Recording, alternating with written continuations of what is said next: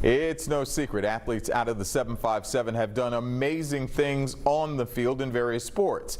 As 13 sports reporter Julia Haskins tells us, there are some who've transitioned to professions in sports off the field as well. Many of the lessons Aaron Clark learned from growing up in Virginia Beach have paved the way for the successful career he's had in his 7th year working for the Chicago Bears. The Tallwood High School product played basketball at Virginia Wesleyan, where he overcame some unexpected adversity.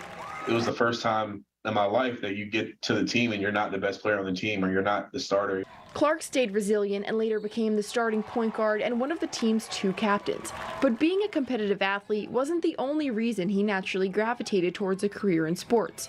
He had a unique perspective growing up, as his mom, Deborah, was the women's basketball coach at Norfolk State for 8 years. Growing up with my mom coaching for pretty much my whole childhood, I was always around sports. Fortunately for me, I knew that there are other avenues in sports outside of playing and coaching. Starting as an intern with the Bears, Clark worked his way up to director of football communications, serving as liaison between the team and the media. Being an athlete and also we're kind of around the same age. We have the same interests. So being able to relate to them off the field and being able to relate to them when work is over, I think helps me build the trust with them. For years, he's seen players giving back to their communities through charitable donations.